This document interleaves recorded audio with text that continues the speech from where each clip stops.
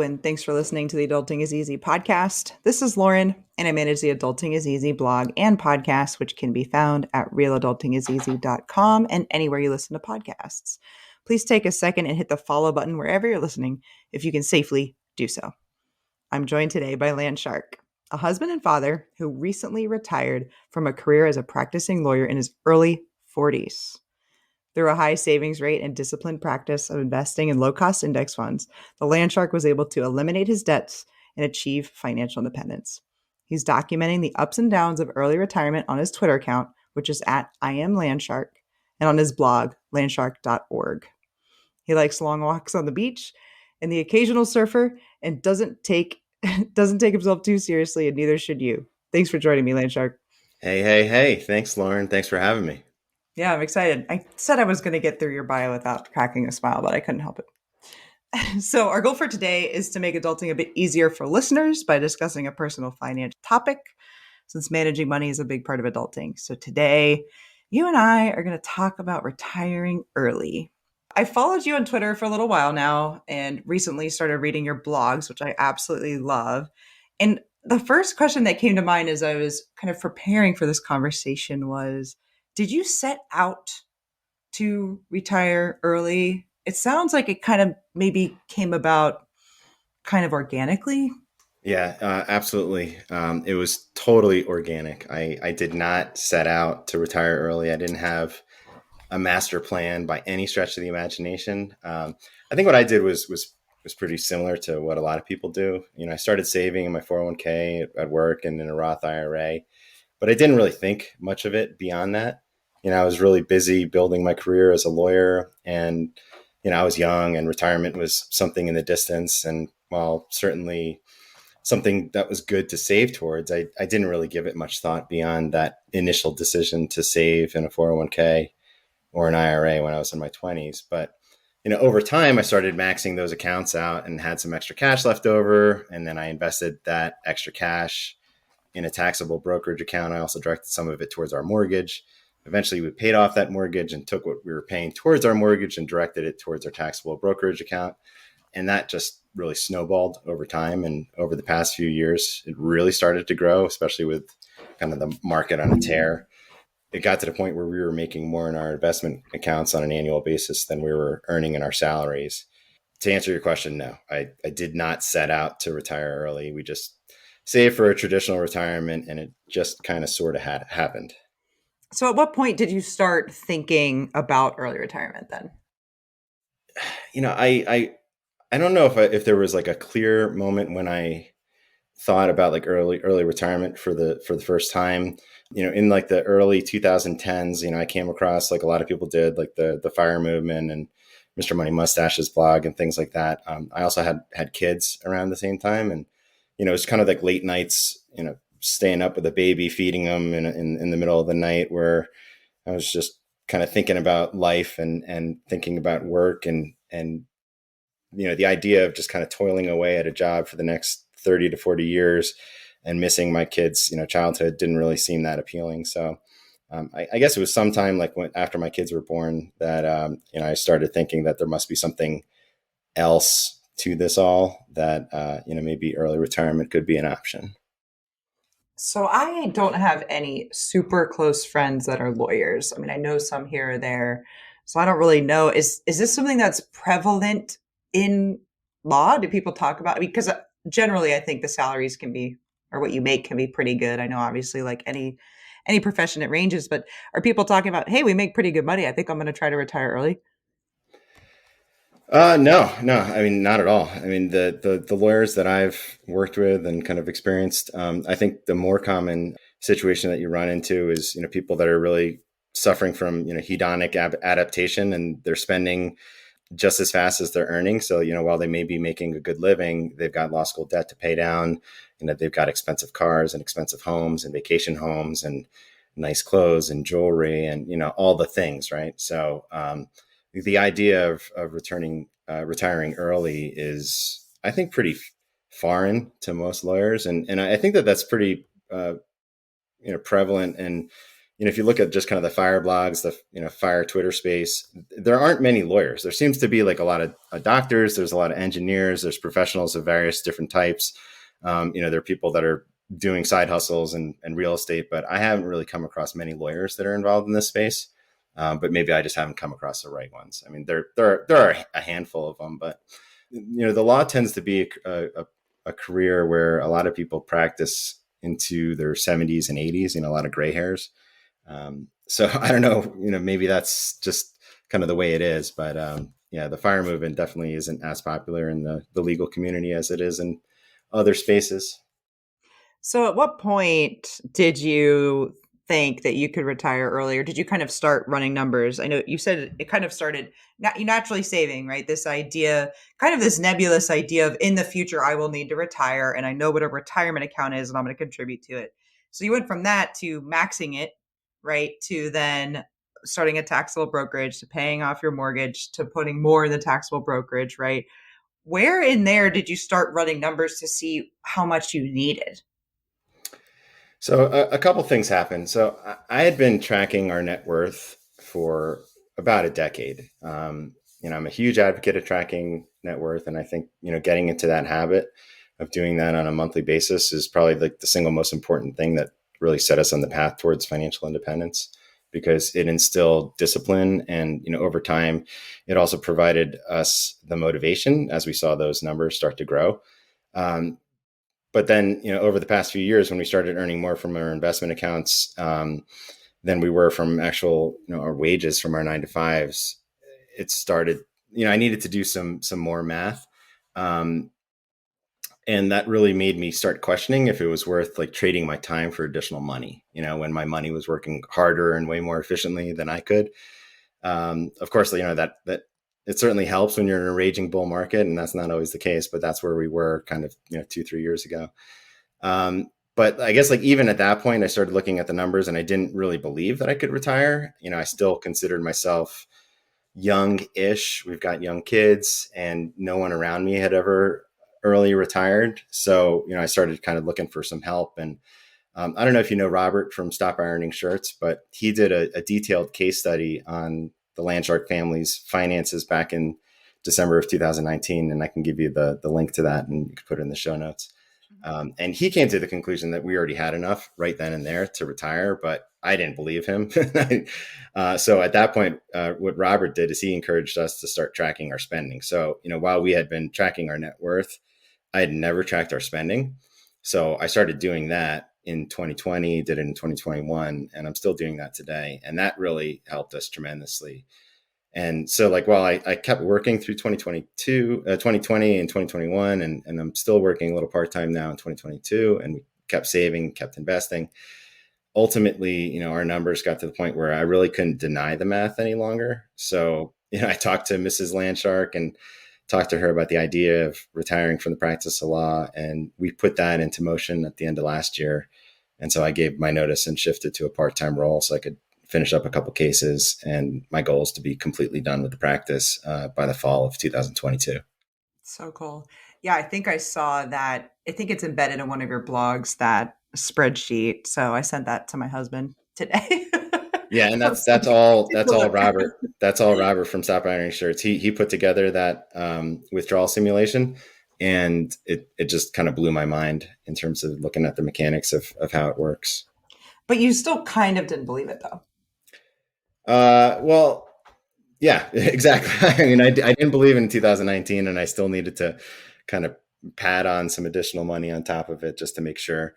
I feel like there's a lot of people in the fire space that live this really frugal, lean fire existence. And, for us where we live here in Colorado, it's a pretty high cost of living area. And knowing that I have got 2 kids to send to college and just the expenses that we have, we're looking at a more, I guess, fat fire type existence in retirement. So, I needed to have the padding in there to feel really comfortable about the numbers. And I wasn't there yet in 2019, but eventually once, 2021 came around, I got to the point where I was like, yeah, I think we could really make a bunch of mistakes and still be okay.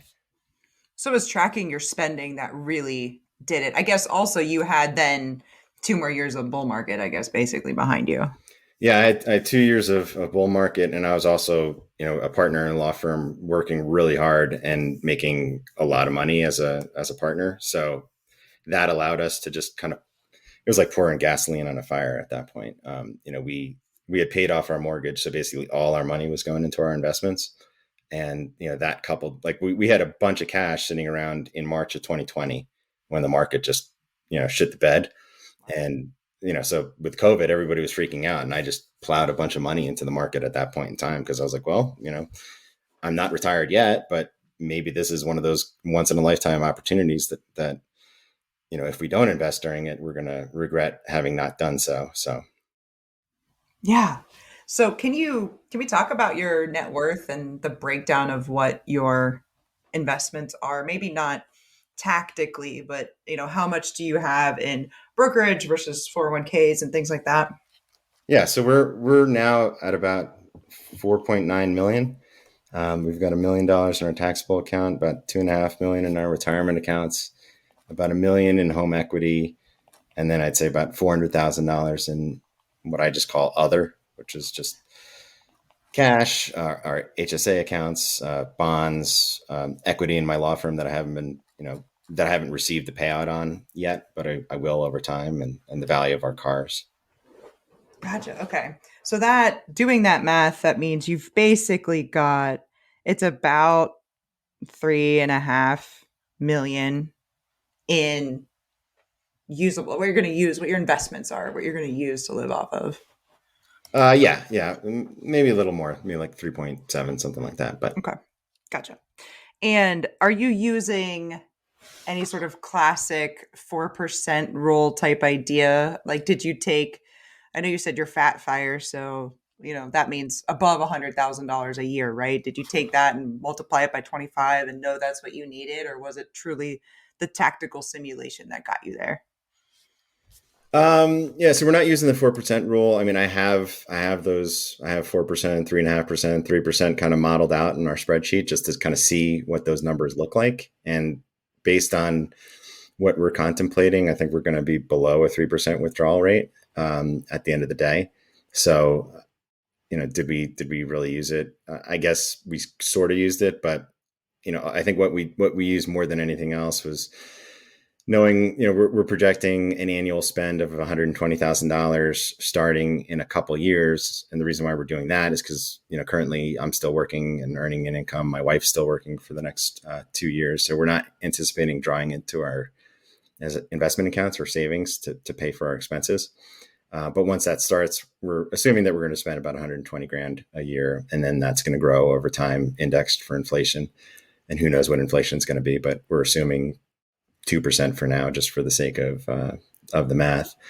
And we feel pretty comfortable about the way the numbers work. I mean, basically, what we're going to do is we're going to spend our taxable account down first, then our cash and our bonds, and then that probably will get us to age 59 and a half before we will tap into our retirement accounts, our Roth and our traditional accounts. But in the event that we don't have enough in our taxable and cash accounts, we could tap our HSA, we could tap our Roth contributions to help kind of bridge that gap. And ultimately, if we need to go back to work and do a little hustling for a couple of years just to pay some bills, we could do that, or we could always trim our expenses. So we're certainly not going to be spending a little amount of money here. So I'm sure there's some fat to trim from our budget. Right. And if you're talking about less than a 3% withdrawal rate, that should be incredibly safe. Just for listeners, the 4% rule is based on a study, which basically said in the overwhelming amount of time, like upper 90% of time, you can take 4% from your portfolio in retirement and you will not run out of money. Usually the stock market returns more than 4%. So that's one great way to know, right? But even in years where you're dipping and you're taking out 4% and the market is down or returning less than 4%, you still end up safely being able to retire. So if you are below a 3% rate like Landshark here is, then that's very, very safe. So I would imagine that is how that's going to go for you. And then we're talking about retirement accounts. You can access them without penalty at 59 and a half, Roth IRAs, you can take your principal out at any time after you've had the account for 5 years. So that's something that you can kind of always access. The HSA that he mentioned is a health savings account. Those are a very interesting way to save for retirement. They're not technically a retirement account, but you don't pay taxes on it going in. You don't pay taxes on the gains, and you don't pay taxes on the way out if they're used for qualified expenses. So they're often used for retirement. Okay, now back in. I just wanted to break those down a little bit. So last year was 2021, and that's when you made the decision that you could retire because you had the simulation, you knew the math, you've been tracking your spending, and you knew basically that it was going to take a little bit of time to wind that down because of your current cases that you're working on and things like that. Was there any particular moment where you were like, I'm going to do it? I don't know if there really was like a moment. It was more of kind of like an adjustment. Like for us, like we were really fortunate during COVID. Like none of my family got sick. Like everybody has stayed healthy. And back in like March of 2020, when all of a sudden I didn't have a commute anymore and I was home with the kids and just spending more time with, I've got elementary school age kids and they're awesome, and they love to spend time with their parents and they still dig their dad. So it was just like so much fun. It was so pleasant to just be around them and be more present in their life. And like before that, I used to see them in the morning, but then I'd leave for work and head off on my commute and then get back at the end of the day. And sometimes I'd kind of miss the majority. I'd always miss the majority of their day, but I'd miss most of the time that I would actually have with them. So with COVID and all of us kind of being in the house together, it was just really just like a wonderful opportunity to bond. And once the kids started going back to school, I was still working from home. I was able to walk with them to and from school every day and be more present in their lives, take them to their sporting events and activities, and it was just awesome. And I didn't want to give any of that up. So I had a really stressful 2020 and 2021 from just like a workload perspective. And, with the market on doing what the market was doing and the numbers just kind of like looking just solid, I started talking about it with my wife because, for me, like I never really loved being a lawyer. I went to law school because I'd always been told that I'd be good at it and it was a good way to earn a good living. But, I didn't have any lawyers in my family. I didn't have any friends who were lawyers. And I didn't really know what being a lawyer was all about until I graduated law school and started working as a lawyer. And I know that that's pretty dumb, but it's the truth. You're not alone, And I'm sure. yeah, no, I think a lot of lawyers are like similarly situated. Like they don't put much thought into the career decision, but they were smart. They did well in school and they wanted to make a lot of money, so they became lawyers. And then after practicing a few years, they realized that they hate it. And if you look at the surveys, like lawyers are consistently ranked at the top in terms of career dissatisfaction, and it's one of the things that fuels lawyers like disproportionately high levels of substance abuse as well. So like the money is good, but often like lawyers have huge amounts of debt from their education and they succumb to the golden handcuffs and they feel trapped. Like fortunately, like we didn't inflate our lifestyle. I'd paid off my student loans. So I was positioned financially to get out at the right time. And on the flip side of that, like I also like while I think I was good at being a lawyer, I never really identified with the profession. Like a lot of people have their identities wrapped up in their profession and they just see themselves as doctors, as lawyers. For me, like I looked at it as a job, like I toughed it out. I made good money, but the law was always just a means to an end. There was aspects of the job that I liked, but it was not enough for me to keep practicing. So for me, the trick was trying to figure out what the right time was. And there never really is a right time in the practice of law because like these cases are just kind of ongoing.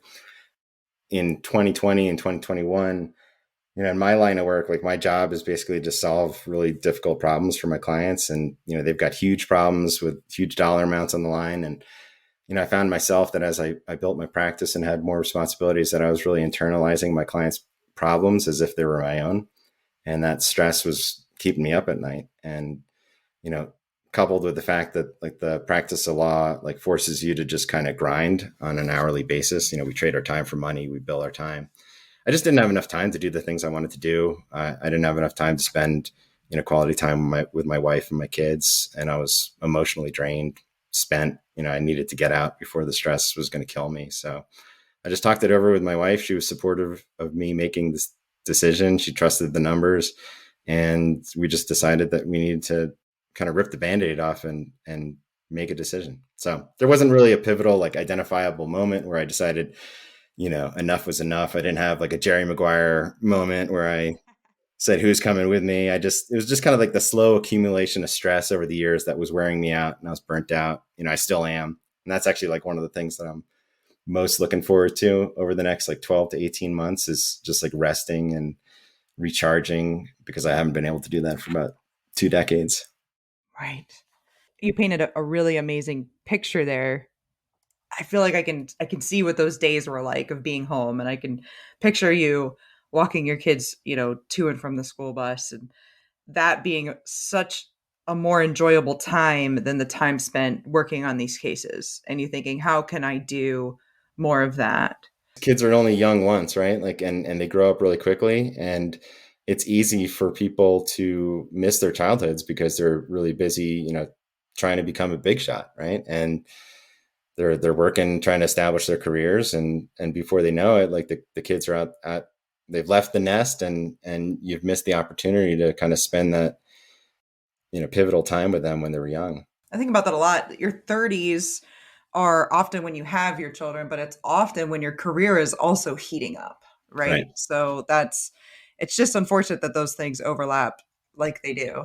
But Especially like in this day and age with like we've got most people have two working parents, right? Like we don't have a situation where there's like one stay-at-home parent and one working parent. Like it seems like this in this day and age, like you need to have two working parents, and the kids are in daycare, and then they're in school, and then you're just kind of grinding away and trying to make ends meet. It's difficult for a lot of people, and I definitely empathize with those situations. We're really fortunate that we were financially situated in a way that we could make this life choice and kind of walk away from a high salary in order to focus our time on the things that we really valued. yeah, even you can retire early and it can still perfectly coincide with when your kid's like 18, and Yeah. that could still be retiring early. Then you're like, okay, I'm done, but now the kid's gone or whatever.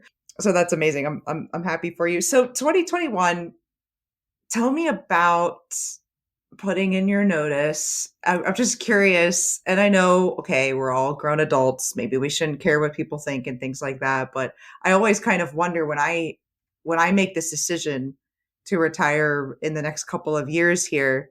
I kind of play these. I play these out in my head. How is my boss going to react? What are my family and friends going to think? Am I going to be missing part of my identity that I do identify as a salesperson more than I thought I did? Right. So I'm just so curious about mostly at first how the conversation went at work, and then kind of what family and friends are thinking about you now. Yeah, so I'm going to take it in reverse. All right. So, like, family was great, totally supportive. Like, I was really, and I have a blog post about this, about like telling my in laws and making sure that, they were going to be on board with this decision because, once my wife was on board with it, I wanted to make sure that I've got a great relationship with my in laws, and I wanted to make sure that they knew about this decision. They weren't going to be blindsided by it. And I didn't want them to think that I was just, some deadbeat that wasn't going to be providing for their daughter and their grandkids. But they were all totally supportive. I think they knew firsthand how hard I was working and the toll that the stress was taking on me, mentally, physically, and emotionally. And I think that they also just knew that I wasn't going to do anything reckless. They trusted me, and they knew that I was looking at the spreadsheets and that I had thought long and hard about how the numbers would work. So, family was totally on board.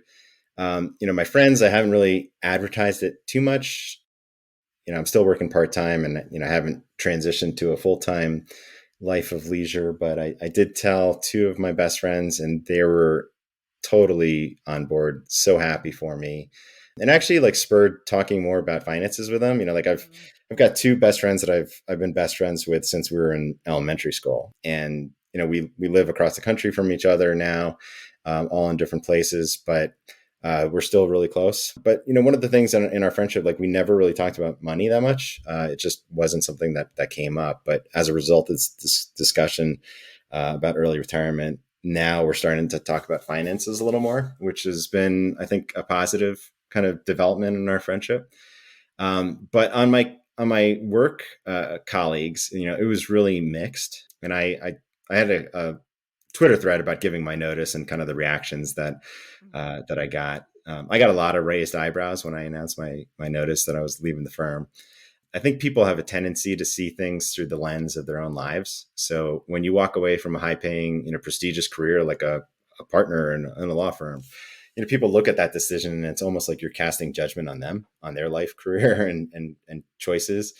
So some of them told me that I was making a huge mistake.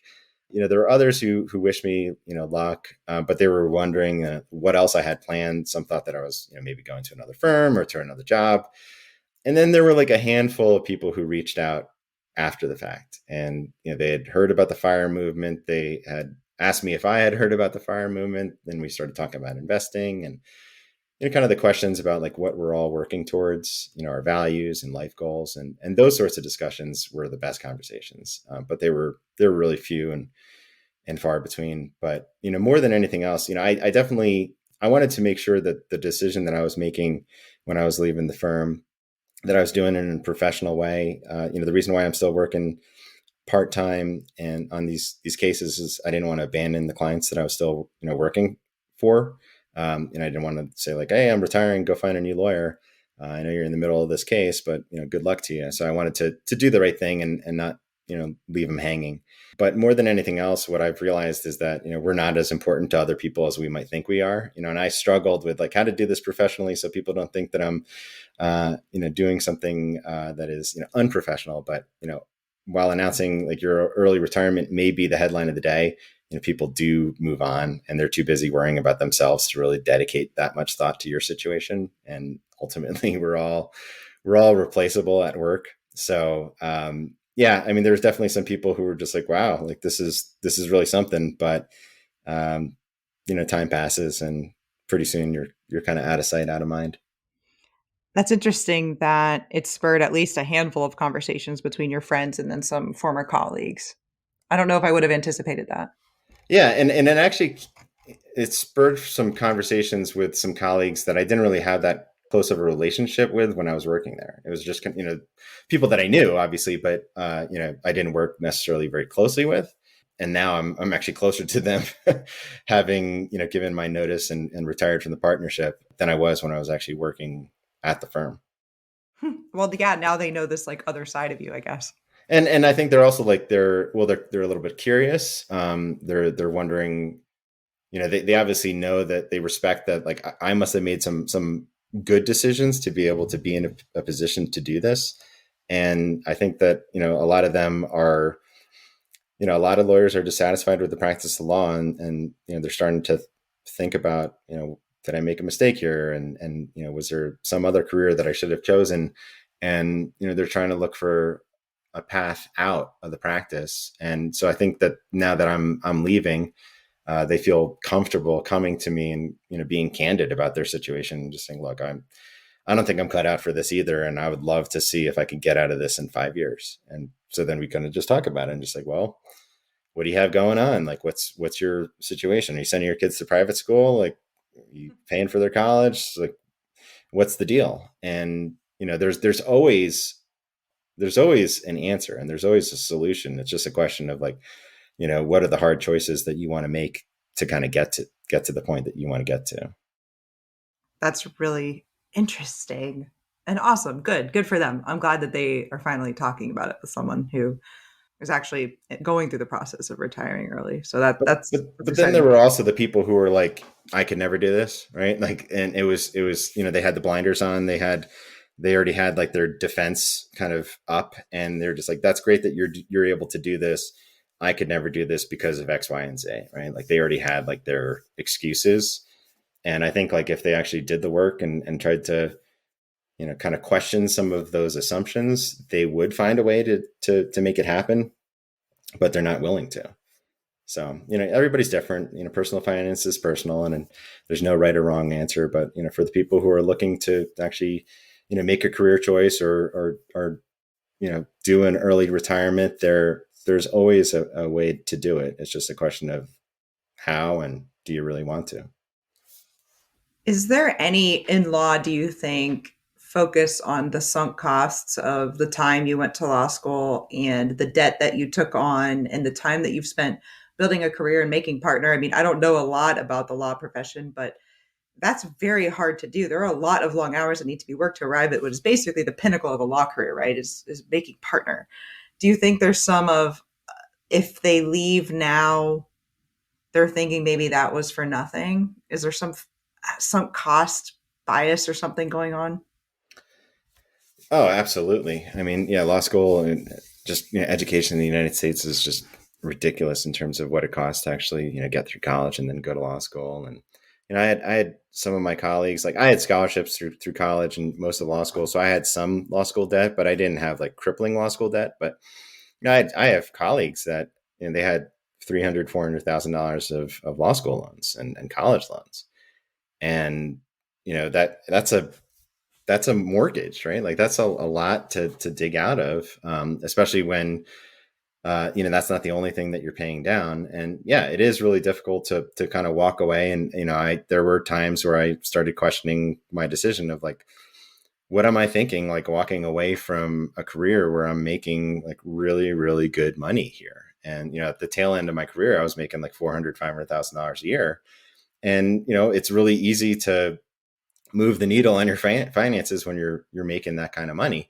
And I think that, like, getting back to the discussion that I had with like Robert back in 2019, like I think that was one of the things that I was struggling with, was like that one more year syndrome, where you're just like, well, maybe I'll just work for like one more year, maybe I'll work for one more year and continue to pile on. For me, like ultimately, like the math became like undeniable. Like I couldn't really dispute that the math was going to work. And like COVID was the wake up call, and just seeing my kids every day and realizing that like they're not going to be young forever, that like the time was the valuable thing that I wasn't willing to waste any longer, and I wasn't willing to trade that for any amount. So I think a lot of people do have that kind of sunk cost, opportunity cost way of looking at things, and it's real. But ultimately, once you get to the point where like you've paid off the debt and you don't have that kind of like hanging around you like an albatross, you can make that kind of like value decision as to like what is truly valuable to you. And for me, it was time with my kids, and while they're young, no amount of money that I'd be willing to trade for that time with them. Yeah, it's not worth the jewelry and the cars and things like that. Absolutely. So your wife was totally on board with this too. Have you guys talked about money kind of from the beginning openly, just, and you've kind of always been on the same page? Yeah, I mean, when we've been together for like 20 years, so we know each other really well. We dated before I was in law school, and then got married afterwards. So we've been together and have had combined finances ever since we got married, and so it's always been a very open and transparent partnership between the two of us. And she's contributing just like I'm contributing, and all of the debt is our collective debt, and all of the assets are our collective assets. So we've been 100% on this plan together. That's great. Nerd out about it a little more than she does. Like she kind of lets me handle the investments and handle the spreadsheets and handle all the decisions, but I consult with her before we make any decision, right? Like, hey, should we pay off our mortgage? Like, okay, like let's talk about that, and like what are we going to use this money for? And she trusts me, but I wouldn't make any sort of huge decision without her being 100% on board. Yeah, that's huge. And so now you're going to be retired before she is. That's right. Why? How did you guys make that decision? My husband and I are kind of in the same boat. I think I'm going to go before he does. But how did you make the decision that you and then her, and not at the same time? So she has a job that she has always been 100% remote with her job, and she works for a small company that some of her friends from college started, and she really likes the company, and she's not really looking for an out. She's not looking for that like exit.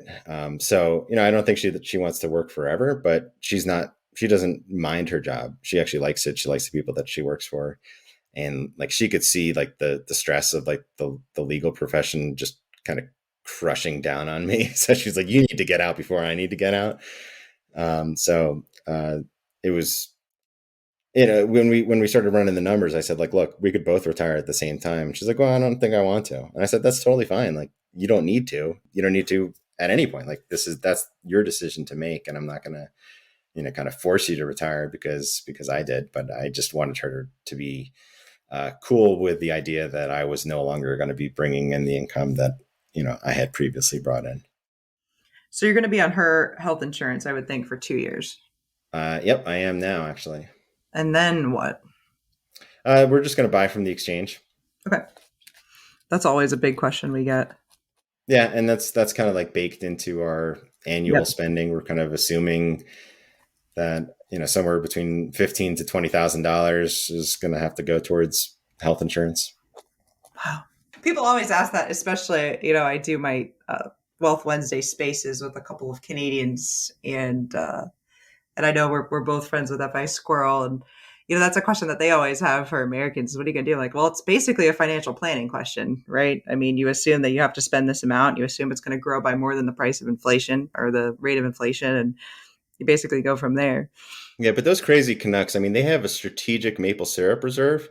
They So I do. don't know if they need to really be, involved in these kinds of questions. They so do. Oh my God. I know. That's so wild. I love Canada. I've learned so much about it since I've started hanging with these guys every week. So I just had one more question, and it was about kind of the dip that we had in the stock market. I know technically we're still down for the year, but not quite down like we were. And that's something that I think a lot of people think about, and at least I think about what would happen if the year after I retire, there's a big dip in the market. And how I was just curious how you felt about it, and were there any financial plans that you had? Like, okay, well, I guess you're going to be working for 2 more years. So I guess my question is, what if that happens again when you really are done with the income for 2 years? If we had what we just had in Q1 2022, but it was 2024 after your wife is done working, say. Yeah, so it's interesting.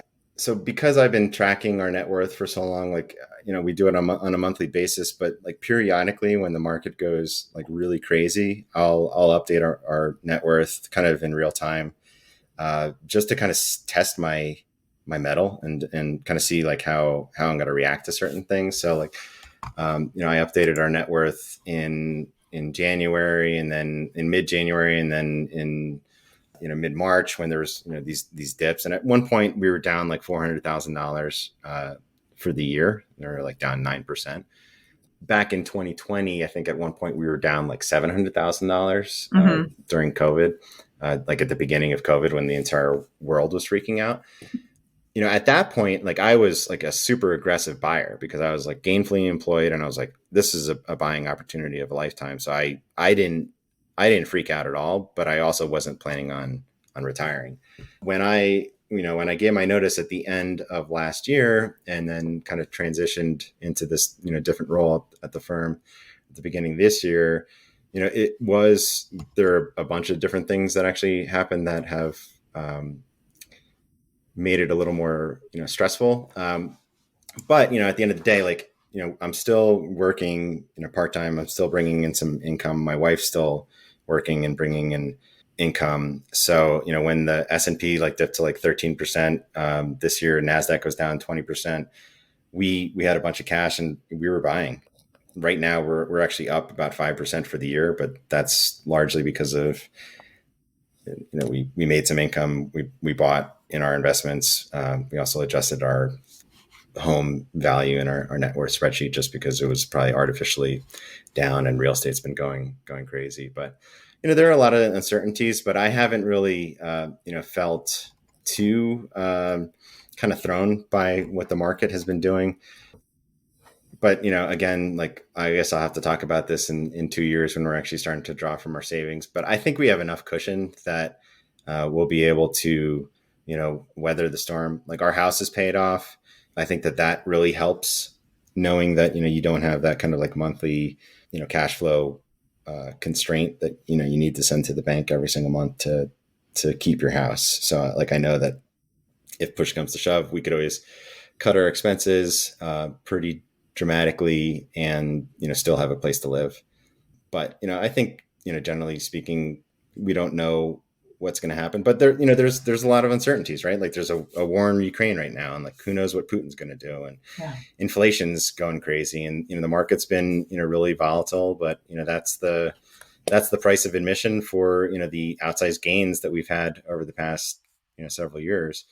One of the things that was really kind of a wild card and a curveball that we weren't anticipating that happened at the tail end of last year is that our community suffered from a catastrophic wildfire where there was 1,100 homes that were burned over the course of like 6 hours, and our house survived, but it suffered some smoke damage. But it's been a really traumatic experience for our entire community, and it's one of those things where it kind of puts things in perspective. So like I retired and I was anticipating that, like, okay, I'm going to finish up these cases and then kind of move into a life of leisure, and then all of a sudden natural disaster hits, and all of a sudden your priorities shift. But life doesn't go according to plan. It's important to have an emergency fund. It's important to plan for a rainy day. But the other side of it is that, like, it's also really important to just value the time that you got and take nothing for granted, because you never know what's going to happen in the future.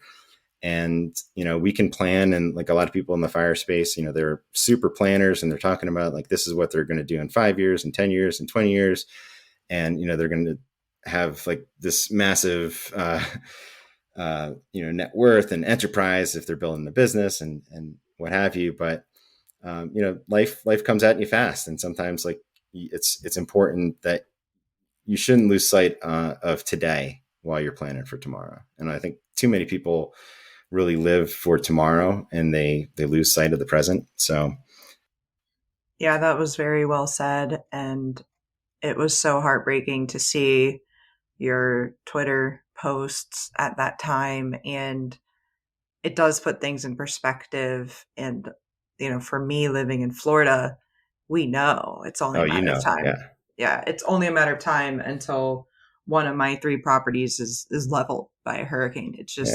That's just how it is. And I've evacuated twice in my life and kissed my house goodbye. One of them I just bought 6 months before, and that's it. And you leave, and you decide you're never coming back. All of your stuff is going to be gone, and it does put things in perspective. So let me ask you about that. So have you lived you're in Florida, right? Mm-hmm. So have you lived there your entire life? Yes. So has that always been something that is just kind of like in the back of everyone's mind down there, that like there are hurricanes that hit, there are these severe weather events that hit, and you never know when the big one's coming?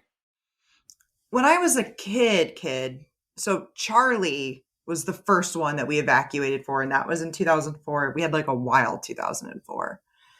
There was like Charlie, Jean, Francis, and Ivan, I think. I'd have to Google it, so feel free to fact check me, guys. But I was a freshman in high school then. Before that, hurricanes were days off of school. It was like the school's going to be closed, and my parents' neighborhood was at about, I want to say maybe 7 feet above sea level, and the neighborhood next to it that you had to drive through to get there was lower than that.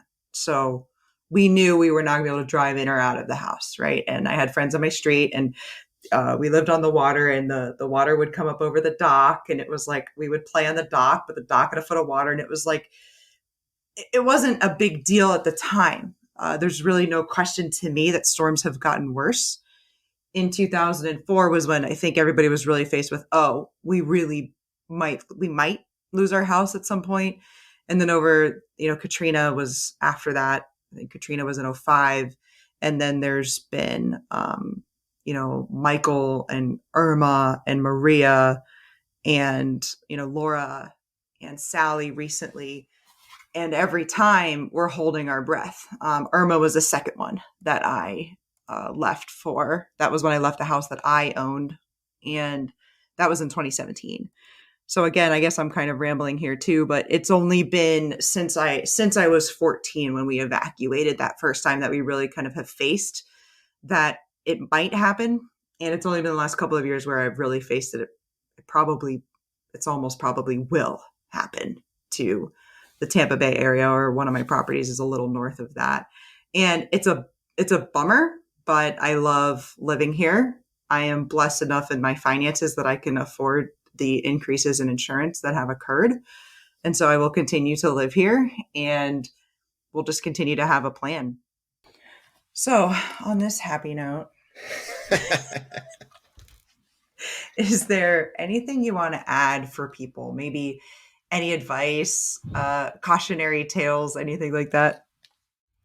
I'm just a guy that is trying to figure things out for myself. So, I don't have all the answers, but I guess my main thing is to just remind people that life is short and, you don't want to waste it. And, it's easy to spend your time, saving and investing and kind of paralyzed by fear of the unknown of, what the future could hold.